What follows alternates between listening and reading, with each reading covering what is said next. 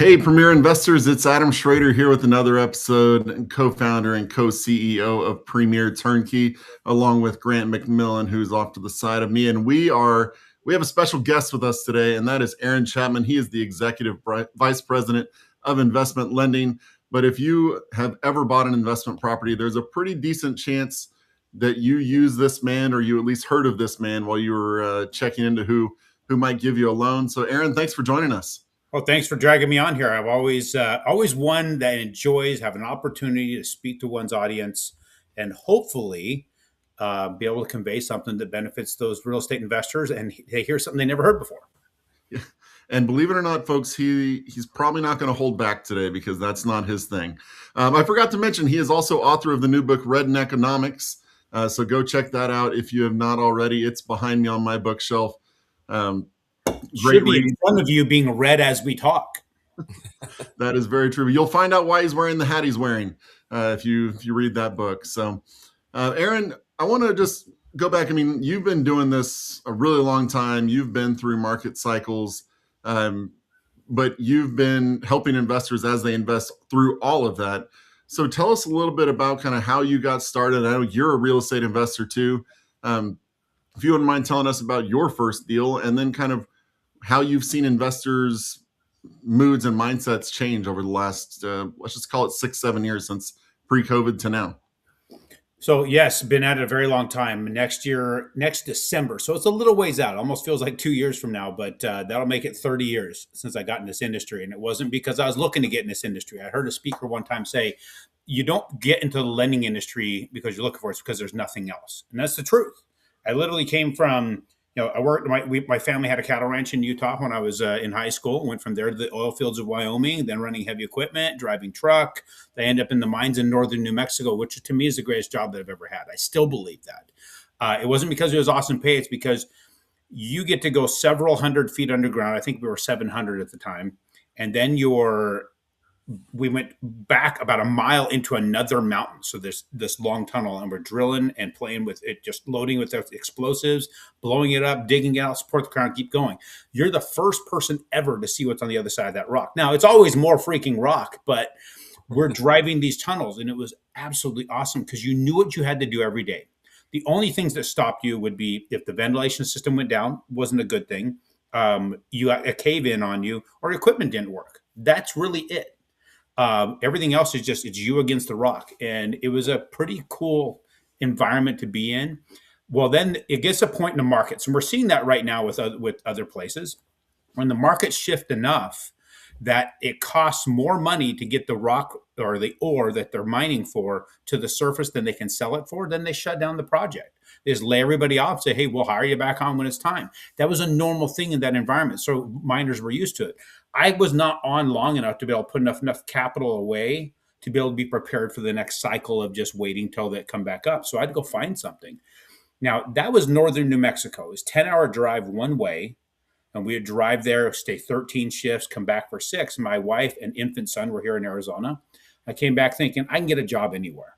I went and did the mine thing because it was an opportunity I'd never thought I'd ever have, and I wanted to take it. It was not easy, right, to go live up there for 13 shifts, come back for 6, but it was awesome. Well, everywhere I went from that point to try and get a job that I was qualified for, I kept getting told I was overqualified. Now, until I finally got to a point where I was completely destitute. We were out of diapers. My wife gives me a coupon for free diapers. Head to a landscape company to haul landscape rock in a 10-wheel dump truck. $10 an hour truck driving job. That to me was the bottom of anything I could have ever done. And I got turned down for that as well, for the same reason, being overqualified. And I asked this guy, I said, what the hell does that mean? He said, it just means you can get a job really anywhere with your qualifications. And I would be at risk of losing you as soon as you get a different offer. I'm like, I'm not getting any other offers, bro. But it didn't matter to him. So I still got turned down. I'm leaving that place, started my trucks. I'm driving down the road to go find a grocery store. My gas light comes on my truck because I wasn't paying attention. But I didn't have any money to buy gas anyway. I was 20 minutes from my house. There's no way I could make it home on a gas with this gas light up. So I found the closest grocery store that had a gas pump. And I walked over to that gas pump as I pulled up. I said a quick prayer. I ran my debit card, hoping it would go through because it's the only form of payment I had, and I got a decline. From there, I went through my truck, found a couple coins, locked the doors. I walked that parking lot for a couple hours looking for enough change to get a couple gallons of gas so I can get home. Now, this is 1997. People carried change. Gas was under $1 a gallon. It was like 80 some odd cents a gallon. It was probable to be able to do this. Now, after I exchanged my change, which would have been my time that I invested for that gas, I went inside, found those diapers, stood in line with that feeling. There's just that feeling of embarrassment to pay for the one item with a coupon. And then I hurried up just with my head down to get out of there. And I heard the worst thing I could have ever heard, which was my own name. Somebody recognized me in the worst time of my life, financially and emotionally, spiritually, everything. I was in just physically, mentally, everything was in a really, really bad spot. And it was a guy who used to run the office when I ran heavy equipment. We got to talking. He invited me to dinner. We went to Red Lobster, and that's where he introduced me to the mortgage industry. Now, in my opinion, the word mortgage was a very negative thing, because if you remember as kids, if you're watching TV, it was this thing called a mortgage that made sure the old man, the old lady lost their farm. That was not a positive word to me. But I started off as a telemarketer. I had to cut a foot of my hair, shave. My mom bought me some business-like clothes, and that's how I got going. Now, fast forward 20 some years, we went through the crash of 2008. That was a whole other story, right? I went through a motorcycle accident, put me in a wheelchair, took my memory from me, took everything I owned. I went from a $4 million net worth to a negative 1.5. I couldn't walk. I couldn't think. I had to rebuild all of it and come back to the industry again. And that's where we started to connect up after that, Adam, was where I was working with investors coming into Arizona from different states, because the cost of housing was so cheap here in Arizona after 2008 into 9, 10, and 11. And then we started connecting up, I think, at about 13, 14, maybe a little bit later. And that whole cycle led to a lot of investors expanding their holdings, people that took advantage of that low point, because there was not a lot of people out there to buy the houses. There was a lot of money available, but not a lot of people that could qualify for the homes because of what happened in 2008, because you need that 7 years after a foreclosure and after bankruptcies and all these things. So shooting fish in a barrel. Now we're in a whole new market. Which is still a phenomenal market for the real estate investor. The problem is they got babied by the low interest rates, and not realizing that was actually one of the most detrimental things that could have ever happened to our economy, and that a person is looking at it incorrectly because of how they were taught to buy real estate during that window of time instead of understanding real estate. We create a bunch of opportunivores instead of real estate investors. It's amazing to me to hear people still talk about rates being high. I mean, I know they got up to like 8, and now they're back down to somewhere in the 6s. I honestly don't even know, because I want to hear you say a phrase that I know you're going to say while we're on here. But I'm getting rates now that I was getting whenever I was first, buying some of my first properties, and they cash flow then. You're looking now, you'll cash flow now. But the whole kind of way that you invest and the properties that a lot of people are investing in has shifted. I'm willing to bet, Aaron, the phrase that I want you to say and explain whenever I say that interest rates now are the same as they were then, because it's something that I don't think enough mortgage, loan officers say whenever they talk to investors. Well, a lot of them I don't think know. And I think what's really, really, really funny is how many don't even understand where the interest rates come from. And how many were sitting back waiting for the Fed to lower the rate and expecting to be able to lock their loans for their clients the day after the Fed lowered the rate and realized it just went up. Why did they go up? It's amazing to me how many people do not understand, because they're listening to the news, not understanding their own industry.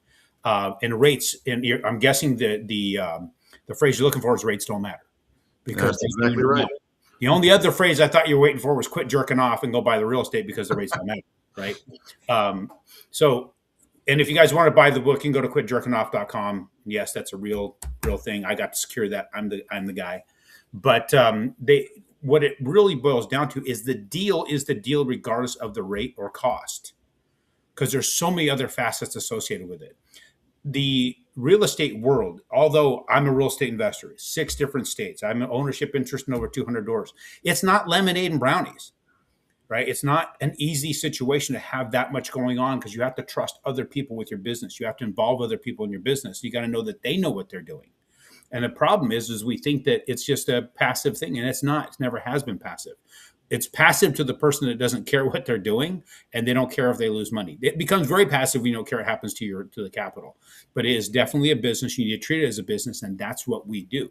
We help people build real estate businesses, and we do it around business structures, around entity structures. We help you finance with entities. The one thing the investor has been begging for since the beginning of time: how come I can't finance with my LLC? And now we do. And people are like, well, I still have my Fannie Freddie golden tickets. Who cares about those? Set those aside. Those are for later, because eventually we're going to lose this ability, because we always do. When you get a private label security, it will disappear on you, and then you'll go back and use those other ones. But I can sit here and spout off for days about that kind of stuff. But I think maybe it's one of those things we should get deep into the conversation about anything specific as far as transactions or economy or rates, or what makes the most sense for this particular conversation. Yeah, let's go into that. I mean, talk about how you've seen just the asset style, because in the, like you said, we met about 10 years ago, whenever I was I've been dabbling my foot in this industry for a little while at that point in time. And it seems like back then it was buy the old rundown homes that had been rehabbed by whoever had purchased them during the, after the Great Recession ended and they could. And now it's kind of gone into the build to rent space for the investors who are, serious in building up their portfolios. Is that a shift that you've seen? Has it surprised you at all? No, because I think the build to rent thing is always been a thing. The problem is there wasn't a lot of building going on. When you consider what happened after 2008, and then you see what happened with COVID, the construction piece of it that never really went back to the level of construction you had pre '08. And then you have COVID come in here and mess with it even more when it comes to supply line. Now all the supply chain is going towards building apartments. So build to rent is definitely, in my opinion, one of the better ways to go, because you have a better quality asset that you then turn into a business, that you limit the amount of capital expenditures that you have. But at the same time, a really good remodel turnkey could also be just as good, if not better. Because sometimes, man, there's guys making a good living off of their TikToks and their Instagram, and inspecting some of these builds, these new construction, because the quality in some places is just not there. So the fact that it's new doesn't mean that a client or a real estate investor can just take it for granted that it's a new home, so it should be in really good shape. What I tell them is this: and you get that scope of work of what it's going to take for them to build it. You get an inspector in there to take a look at the grounds and what they're doing, look and do the exact same type of inspections that a bank would do during draw periods. Understand everything that's going on. I've been preaching that for a very, very long time. It's amazing how many people fail to do that. And then they want to come back at me saying, hey, I bought a piece of crap, and you need to have some sort of involvement here in the remedy. I told you what you should be doing. You chose not to. You, as a real estate investor, need to be very, very aware of everything that's going on. Just because it's new construction doesn't mean it's good construction. Very, very true. That's one of the things that, we run our numbers and try to be as accurate as possible. I tell Grant we want to be the most trusted numbers in turnkey. But so many investors, they go into these things with, listening to the people who are building the homes or rehabbing the homes, or not checking the numbers. And it's incredible to me that so many people are putting in 50, 80, $100,000 into a property and not even bothering to call up and check out the property taxes. Not even, talking to a property manager, before they do this, not vetting anything, and just taking people's words for it, because that's makes me feel good on the inside, if they're listening to me. But on the other hand, it's your money, right? Kind of like what you were just saying. I mean, if it all goes downhill, there's really one main person to blame, and it's not the person who sold it to you. Well, it's an inherent human thing. People want to have as little responsibility as possible for what happens in their life, but they want to have somebody else to point the finger at. That happens in everything: interpersonal relationship, business. If you're just an employee, you can have that issue, right? That is a human problem, and it's a condition that we have to try and see that we can overcome. Now, as people involved with our real estate investors, instead of hoping that they're going to be that, we have to beat that into them. and I don't want to use the word beaten, but I mean, get my book. You'll understand why I use that word, because you have to change your nature. That is human nature. If you're going to be a real estate investor, you have to avoid it. Now, some people, their nature is to look at every single penny, right? That's a different group of people. There's some demographics, or not really demographic, but it's a cultural thing where they dig into the pennies really, really hard.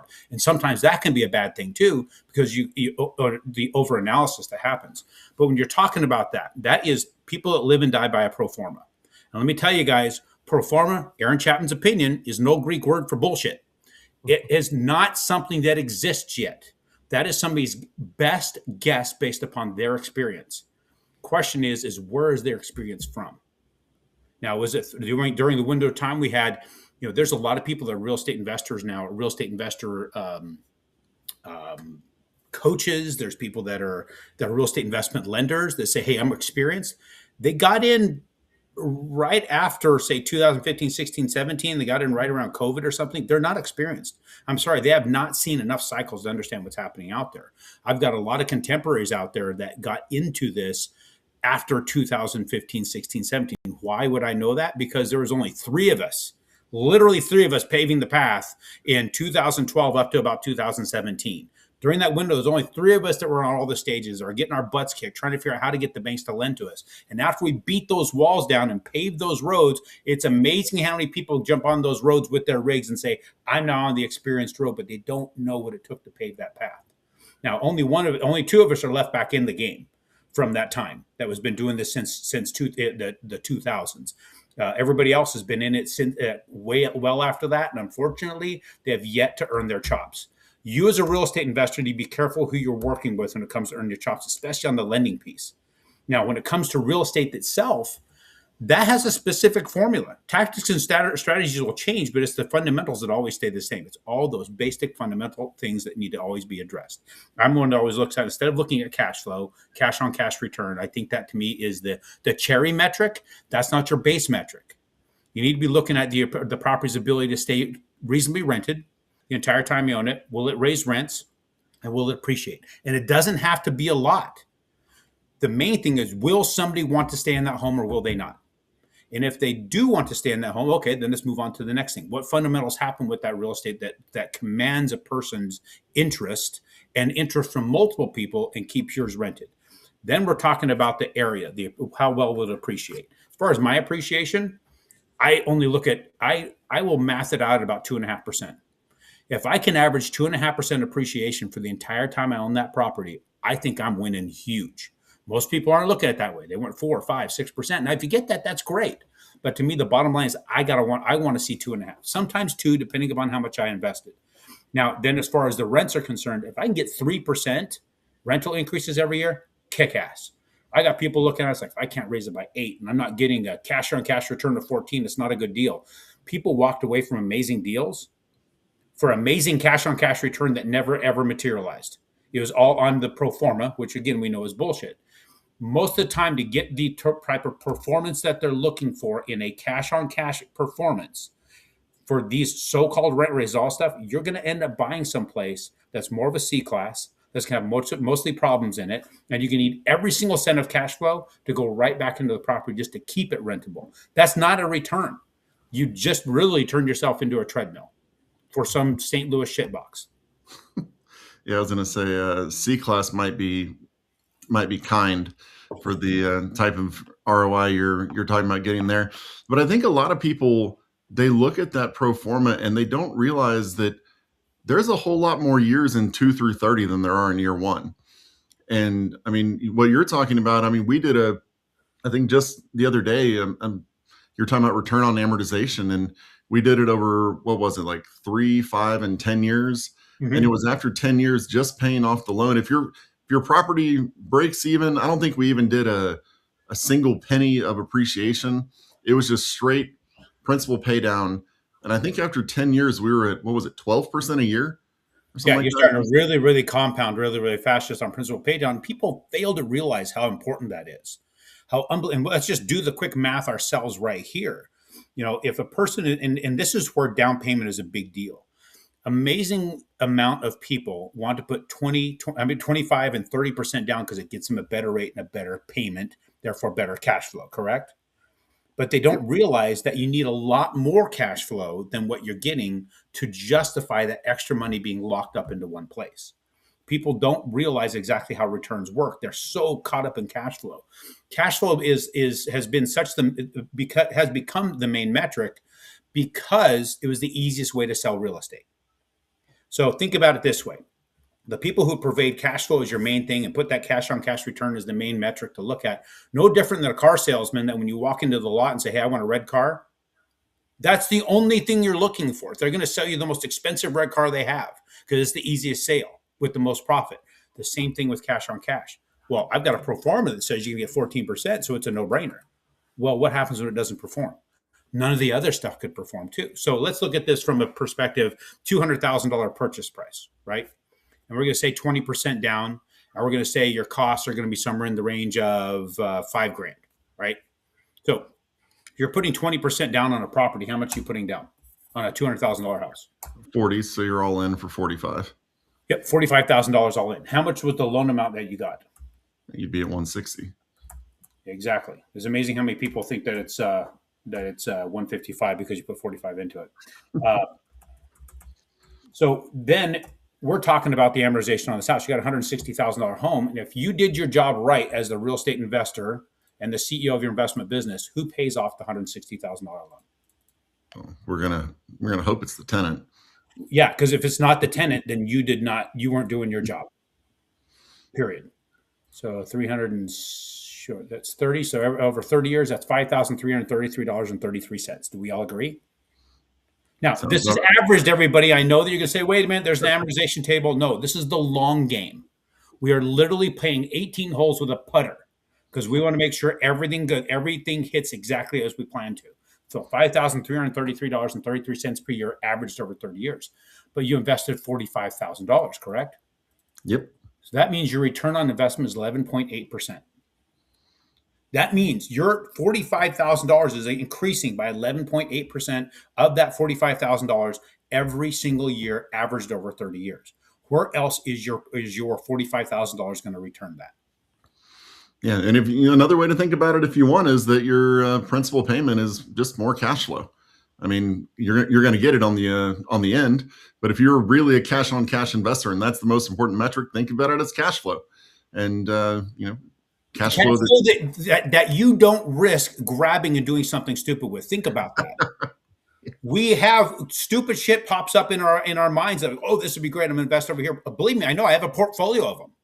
I've got well over $1 million of investments that are right now stagnant. Why are they stagnant? Because I invested in somebody's ability to run a great idea. I didn't invest in the great idea. I truly invested in the individual. And that individual sucks at running their idea. So who really sucks? Me for giving them the damn money to go and piss away because of their stupidity. It's the truth. So who's the stupid one? It's me. But look at this. You put it into real estate. It's one of the simplest things in the world to just at least maintain a payment. If you can keep a tenant in there, even if you didn't make a single dollar of cash flow, just the tenant eliminating the loan is putting an 11.8% increase that you can't tap into and do anything stupid with.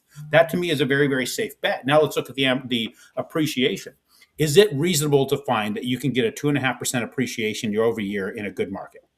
Oh, I would hope so. And this is why people, if you go on our website and look at our properties, we have a market summary of all the places that we're in to show you the numbers and the population growth and all the growth that will lead to the 2.5+% that we're expecting in all of these markets. So 2.5+%. So 2.5% on 200,000 is how much? $5,000, I think. $5,000, and you divide that into your 45. What do you got? I mean, that's another 11%, or no, 9%. Sorry, it's actually more than that. So we're at 5,000. You divide that into your 45,000. Oh, sorry. It is. Yeah, it's 1/9. So it's 11. It's 11.1. So it's another 11. So now you're at basically it's 11.1. The other was you're 11.85. So you're literally sitting right on about 23% return just by putting money down. Just by putting in a market that appreciates 2.5, which most people won't do that. Like 2.5, that's crap. I want more than that. But guys, you're making 22% on your money, approaching 23. Why does that suck? Why is it all of a sudden suck? Because you can't touch the money in your pocket. What's the dollar doing anyway that you're being paid with that's sitting in your bank account? It's eroding as it is. It's growing while it sits in the real estate, but it erodes while it sits in your account unless you reinvest it. And that's the problem is we're so caught up in if it's not cash in our hands. Well, guys, the cash in your hands is eroding anyway. Let's think about that. How much is it eroding? How much does the dollar get influenced by the current environment? Go back 30 years ago. Do you remember going shopping 30 years ago and what you paid for things? A little bit less than now. Quite a bit Yeah, less. quite a bit. I'm going to take you back to my very first time I walked into a Taco Bell in Moses Lake, Washington in 1994. The first time I described this, it was 2024 because I just took my daughter through a drive-through and she happened to order 2 crunchy tacos, 2 bean burritos, and a drink. I didn't order crap because I didn't want nothing. I'm not going to eat that stuff. But then I saw what I got billed. So in 1994, that was on their value menu. Those exact same things: 2 crunchy tacos, 2 bean burritos, and a drink. And I paid $1.99 in 1994. Now, advanced to November 2024. Do you know how much I paid for that? I would guess somewhere around $10. Just shy of 14. Whew. $13.80 some odd cents is what it came to with taxes. That's an enormous change. That's a 800% swing in the buying power of the dollar, just according to the Taco Bell index. And it's not because the tacos got bigger. And they didn't just all of a sudden discover that Taco Bell actually is a superfood, and now you got to pay more for it. It's because the dollar became worth that much less, right? So let's take a look at gold. Right now, I carry, and I don't have it on me right now. It's in my wallet in the other room. I carry on me an 1888 gold piece, minted for $20. So it's a 1 ounce of gold, and it says on the back $20. Can I buy that with $20 today? You can buy a sliver of it. Yeah, you with a knife, you have to slide that, do that old trick they used to do back in the day. But if you look it up right now, it's $5,100 just for the gold itself. For the minting on that, it could be closer to 6,000 or 7,000 just for an ounce of gold. You could walk into a department store with the $20 gold piece. You could buy a hat, a hand tailored suit, a tie, a shirt, a pair of socks, pair of shoes, and a belt for that $20. You and I both know I can't. Well, you may not know, but I can't buy my socks with $20.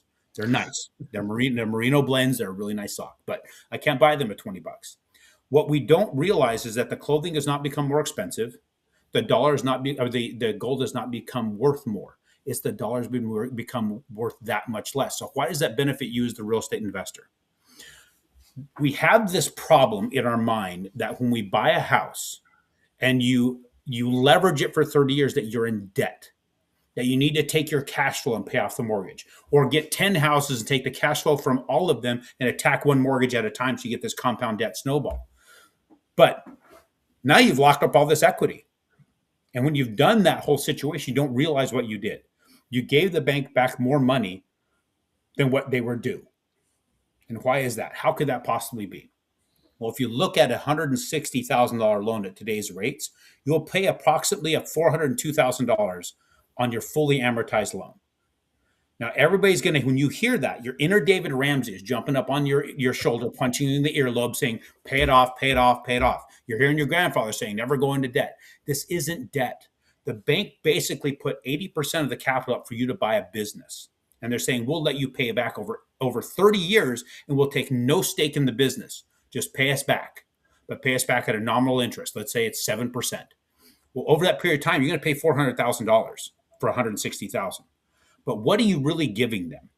Because the value of the dollar is dropping. As we proved with the Taco Bell index, it's 800% just with that alone. Now, I know it's different depending upon what you're buying.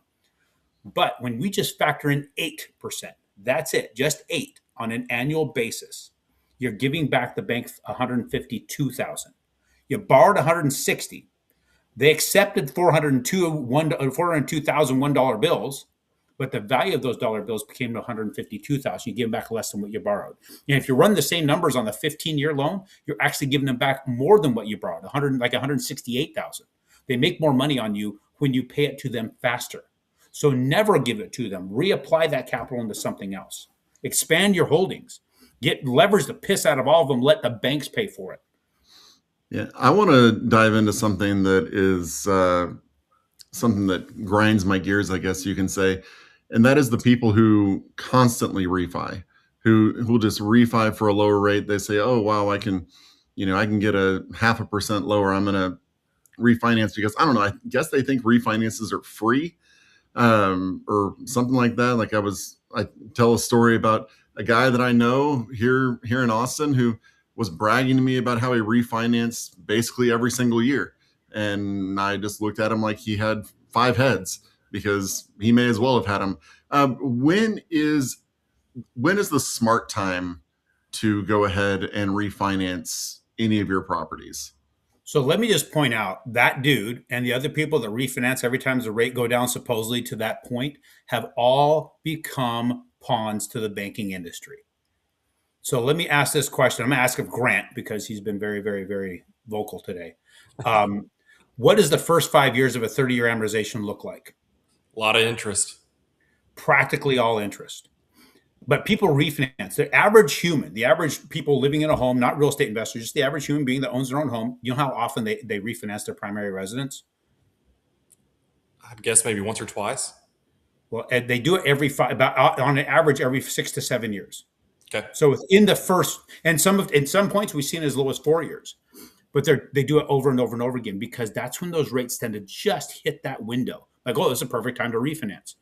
So if they're paying all interest, I'll just do a quick little story behind it. I had a client of mine come to me. He had a $120,000 mortgage when he first got the home. He had been paying on it for 47 months, just shy of 4 years. He had paid $37,000 and change on this payment so far, but the balance only dropped by $6,000. He had one more payment to make. He said, hey, should I make the other payment or should I just wrap it up in mortgage? I'm like, dude, we're not going to make it in time for you to not be late, so just go ahead and make the payment. He had bridged over $38,000 in payments, is still right around that $6,000 mark, a little over $6,000 on his pay down. And I couldn't convince him to do cash out. He just wanted to get the lower payment. Well, we got him that so-called lower payment. But he had paid $38,000 in payments, taken down his balance by just over $6,000. The costs for the new loan plus the tax and insurance were just over $6,000. So what did he do? He added it to his mortgage. He was within $102 of the original mortgage amount 48 months before, and he closed on that loan.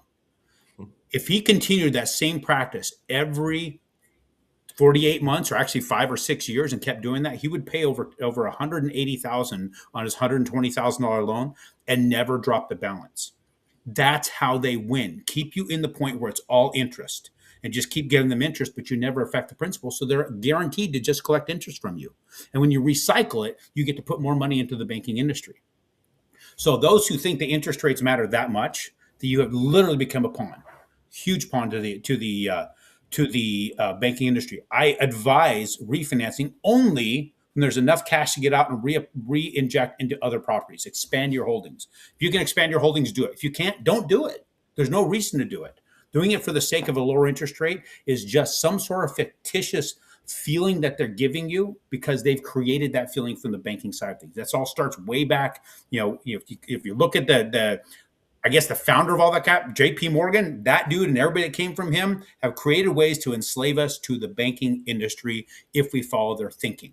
Now, if you take that capability they give you and reinvest it, you're now using their money to compound your future of having assets paid for by third parties, banks, and renters. It appreciates with the market. You get the tax benefits associated with it, and then you're paying them back with the US dollar. Who wins? Yeah, I think the brilliant thing they did is kind of what you were saying there is they let you wrap all the closing costs into the loan. And so in your mind, it's free, right? Not anything. Yeah, and it feels free because they told you it's free. Yeah. That's the thing, because anything that's generally accepted by lots of people becomes accepted by many, which is very, very crazy to consider what we're at. And then all of a sudden we're the outlier. It's really, really weird to think of. And look at where people are at today. They're of this belief rates are going to go down. It's possible. We're actually at the lowest rates we have ever seen since 2022, when we bridged below this current level back after quantitative tightening. We're at that lowest, but we keep hitting the ceiling on that. There's not enough of any news coming out that makes this particular security, the mortgage-backed security, worth any more than what it is right now. That means investors have to put more capital into it in a belief that they're going to get a better return. We keep hitting this exact same spot. And if you follow me, I show it to you. I've been showing it. And what's interesting about this, folks are thinking, well, I'm just going to wait and I'll buy real estate when the rates go down. What happens to the price of real estate when the interest rate drops by 1%? I would guess it'd go up by 3 or 4% minimum. Try 10 to 12. And I can believe it. I mean, just look at what happened during COVID. All the people are going to wait for rates to drop, and suddenly I can't afford that. I'm not paying that much more over asking. Well, then Yeah. you're not buying anything. Everything went through the freaking roof, and it proved how fast that happens. It's a catalyst. Once you get the herd going, you can't stop that herd until you put a wall up, which would be an increased interest rate. And that was 2020, at the end of 2021, when they started increasing the rate and slowing it all down. But when you think about that, and I tell people, you're so caught up in waiting for the rate to go down that 1% or what it's going to be, then you're going to get in, but you're not going to have the deals available to you. So let's go ahead and tickle both itches here. Let's scratch both itches for you, because you want to have the lower interest rate, but you also want to have the better deal in the house. So if you bought that $200,000 house today, and we've just established that it takes about $5,000 to refi, let's say, but rates go down later after you bought it. You bought it for $200,000. Now the rates went down. Now you're kicking yourself. Man, I could have had the lower interest rate. But what happened to the price? Let's say it went up by 12%. What's 12% of 200,000? 24 grand. $24,000. Well, if it costs you $5,000 to refinance, what did you end up with? So you take 5,000 to subtract that from the 24,000. Where are you at? 19. So you went from a $200,000 value to 224. You used 5,000 of that 224 to do your refinance. Now you have a $219,000. You're really at $19,000 of equity that you retained. Well, where does that land you? Right? You're still at somewhere in the range of about a 9% increase in your overall, even after your refi, because you had this problem, this wire that's all dicked up inside your head that says you have to have the lower interest rate. You wasted that money. You wasted that $5,000, but at least you got to waste $5,000 of fictitious value and not your own capital. So if you absolutely have to be that guy and you can't get away from it, it's kind of like, I don't know if you watched that movie, Conspiracy Theory, I think it was, with Mel Gibson. He had to go buy a Catcher in the Rye everywhere he was. If you've got that problem, we have to go out and get this done every time. Now you can satisfy both things. You can get ahead and get real estate when it's a little bit easier and better priced, and you can get your lower interest rate and scratch that itch too. Now, do I advise you do that? Hell no. I take that capital and do it somewhere else. But that's up to you. I can't. The one thing I found that I can't protect a person is from themselves. You can advise, but not force, right?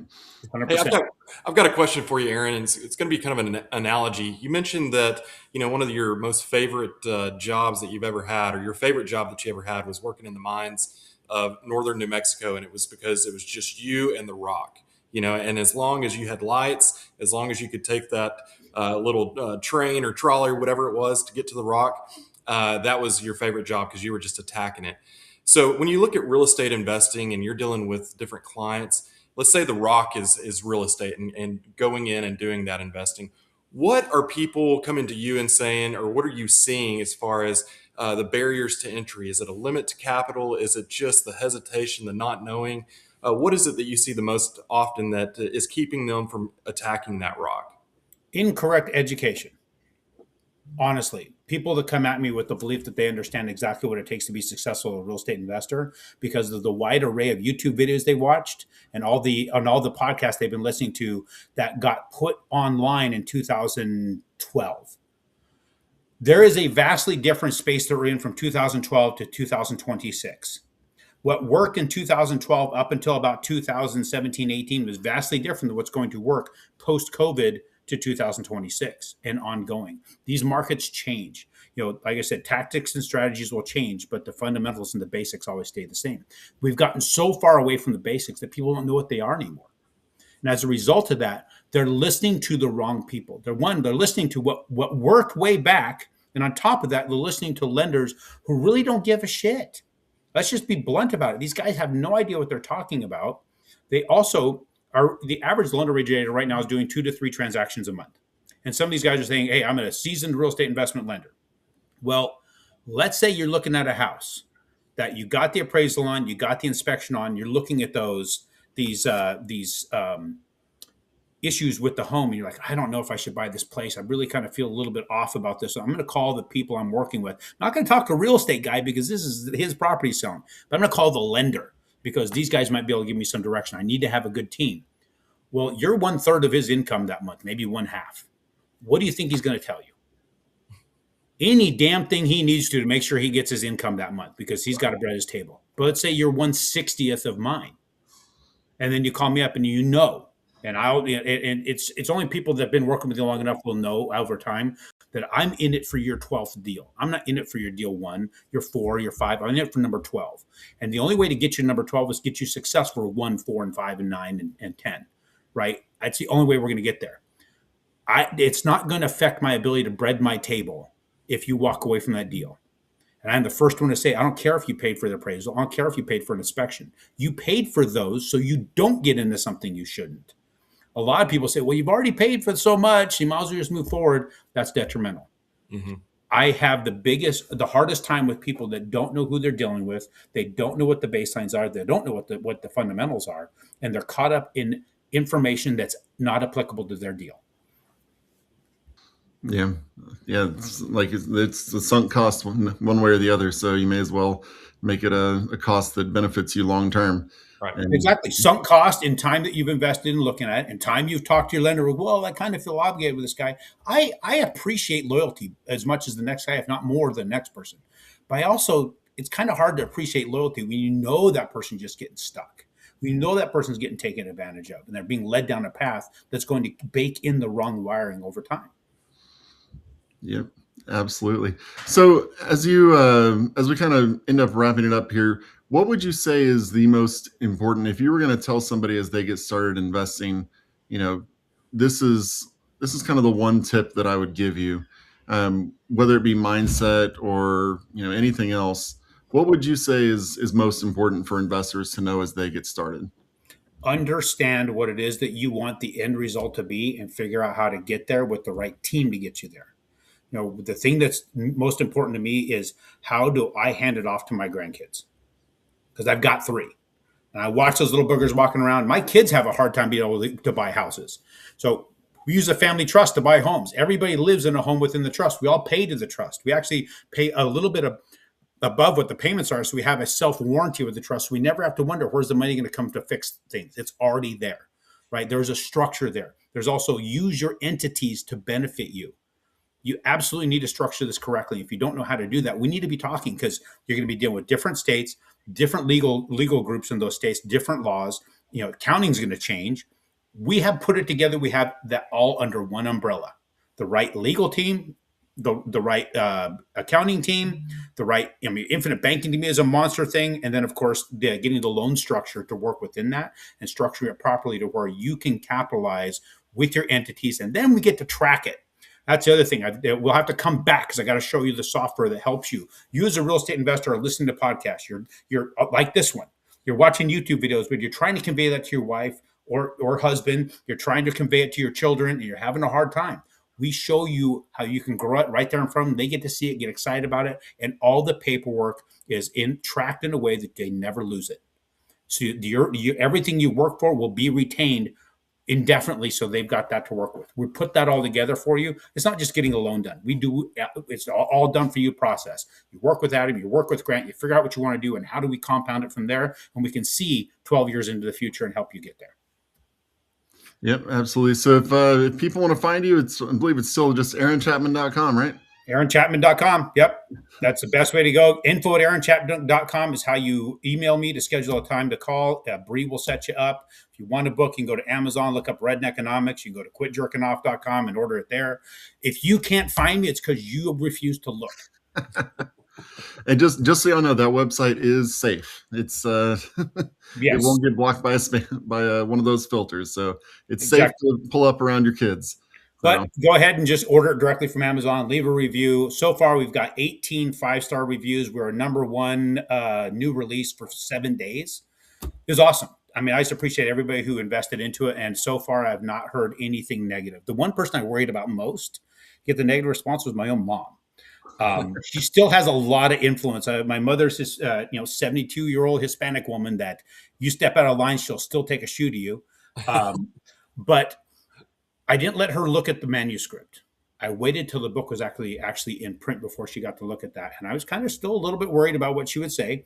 And she read it and she said, I wished I had this to give you when you turned 8.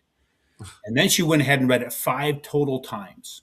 And she said that she called me up one morning while I'm working out. And this to me was worth everything I went through because I had double 6 figures tied up in this book. It's been ridiculous. The artwork is unbelievable. There's 60 different paintings in there my brother did. She called me one morning when I'm working out. She was going to talk to you about your book. I'm like, oh, here it comes. Here's the shoe. She's been buttering you up the whole time. And here's the shoe from 1,000 miles away. It's going to come right through the phone. She goes, I've read it for the 5th time. She goes, let me tell you, when I finished those last few words of that the last page on the 5th read, I've now found the capability to forgive myself for the things I failed to do as a mother. And that hit me really freaking hard, an amazingly hard hit to me to think, wow, I was able to actually do something to help one of the most important people in my world. And then when I looked, she gave me a screenshot of that last page and her highlights and her notes. And when I read that page itself, 3 lines before she started highlighting, I said in that book, if you reach it this far, I tip my hat to you, but you're only 20% done. You got 4 more reads left before you finally get it. I don't remember why I wrote that. But it was for my own mother. She needed it 5 times to get to the point she needed to be in her life so she could, move on to where she needs to be.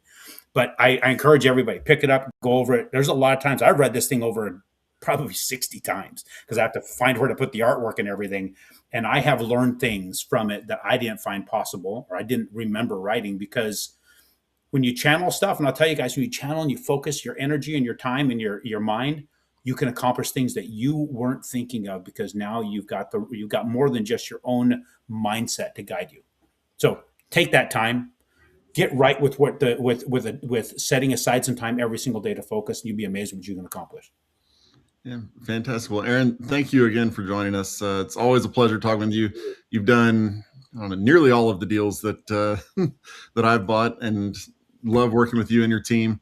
I mean, he's got an amazing team that, you can contact him years later and say, hey, I can't find this document. And 30 minutes later, it's in your inbox, and your tax accountant is loving you and thinking that you're amazing, even though it's just Aaron's team who's helping you look good.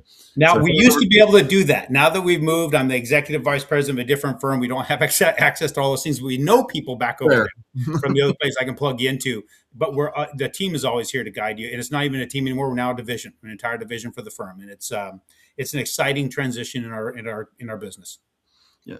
So if you're needing properties, head on over to premierturnkey.rei.com. That's premierturnkey.rei.com. If you're watching this on YouTube or anywhere else, you can scan the QR code and schedule a call with us. You can talk to us about your goals, what you want to achieve. We can help you kind of start a plan, that we can get you in touch with Aaron to talk about how you're going to finance that plan and make it become an actual reality. But head on over to premierturnkey.rei.com and you can see everything that you need right there, because remember, you can live how you want when you invest where it's smart.